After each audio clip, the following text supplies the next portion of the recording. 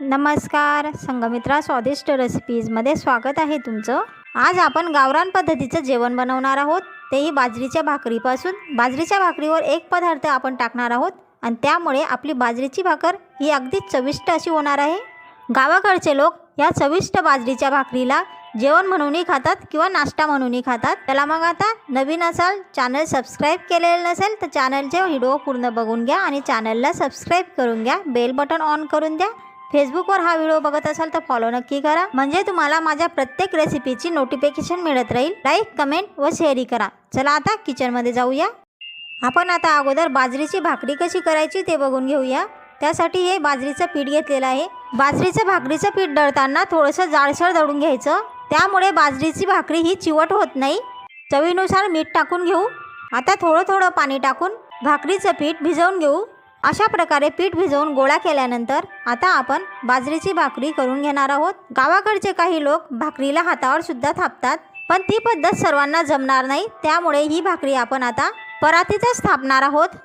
त्यासाठी आपण आता हे परातीमध्ये कोरडं पीठ टाकून घेतलेलं आहे, त्यावर बाजरीची भाकर आपण आता थापून घेणार आहोत। थापता थापता गोल गोल फिरवत ही भाकरी आपण थापून घेणार आहोत।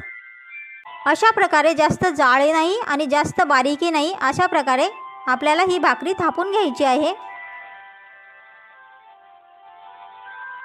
आपल्याला हा तवा अगदी कडकडीत असा गरम करायचा आहे, अगदी गॅस फुल ठेवायचा आहे।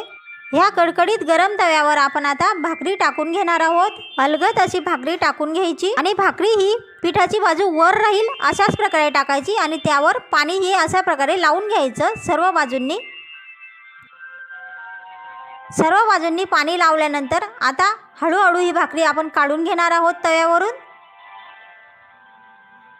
आणि अशा प्रकारे तिला आपण उलट करून घेणार आहोत। म्हणजे पाणी लावलेली बाजू ही तव्याच्या खालच्या बाजूने व शिजलेली बाजू ही वरच्या बाजूने करून घेणार आहोत। थोड्या वेळाने भाकरी शिजल्यानंतर अशी थोडी थोडी आपण काढून घेणार आहोत।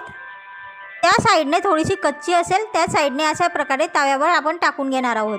आता व्यवस्थित पोपडा येण्यासाठी, म्हणजे जो वरचा पापुद्रा येतो ते येण्यासाठी आपण गॅस मंद करणार आहोत। ही भाकरी छान शिजेपर्यंत, म्हणजे खालची बाजू ही कडक होण्यापर्यंत ठेवणार आहोत। त्यानंतर आपण आता या भाकरीला एक खोलगट बाजू आणि एक उभळ बाजू तयार झालेली आहे, तर ही खोलगट बाजू आपल्याला तव्यावर ठेवायची आहे आणि जी उभळ बाजू आहे ती वर ठेवायची आहे, म्हणजे आपल्या भाकरीला पोपडा म्हणजेच पापुद्रा खूप छान येतो।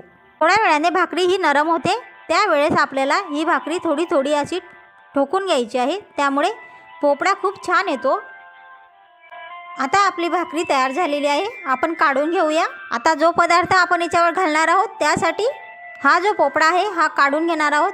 बघा आई कशी काढते, त्या पद्धतीने काढायचा, उलथीने हळूहळू काढायचा, म्हणजे तो सहज निघतो व गरम भाकरीचा चटकाही लागत नाही। पोपडा काढून तयार आहे। आपण आता ह्या गरमागरम भाकरीवर शेंगदाण्याची चटणी पसरवून घेणार आहोत।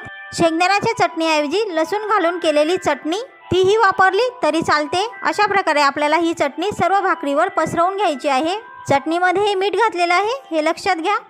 अशा प्रकारे सर्व भाकरीवर चटणी पसरवल्यानंतर आता ह्या चटणीवर आपण तेल टाकून घेणार आहोत। आपण जे घरी खाण्यासाठी वापरतो ते तेल टाकून घ्या आणि छानपैकी भाकरीवर पसरवून घ्या। अशा प्रकारे गरमागरम भाकरी आपली तयार झालेली आहे आणि ही गरमागरमच खावी लागते। गरमागरम खाल्ली तरच ती चविष्ट अशी लागते। गावाकडची ही चविष्ट गरमागरम भाकरी नक्कीच करून खा आणि कमेंट बॉक्समध्ये नक्की सांगा कशी झाली ती। चॅनलवर नवीनच आलेला असाल, चॅनल सबस्क्राइब केलेलं नसेल तर असेच नवनवीन रेसिपी पाहण्यासाठी माझ्या चॅनलला सबस्क्राइब करून घ्या, बेल बटन ऑन करून द्या। फेसबुकवर हा व्हिडिओ बघत असाल तर फॉलो नक्की करा, म्हणजे तुम्हाला माझ्या प्रत्येक व्हिडिओची नोटिफिकेशन मिळत राहील। लाईक, कमेंट व इतरांना हा व्हिडिओ शेअर करायचा असेल तर शेअरही नक्की करा। चला मग आता भेटूया पुढच्या रेसिपीमध्ये। तोपर्यंत स्वतःचीही काळजी घ्या, स्वतःच्या कुटुंबियांचीही काळजी घ्या।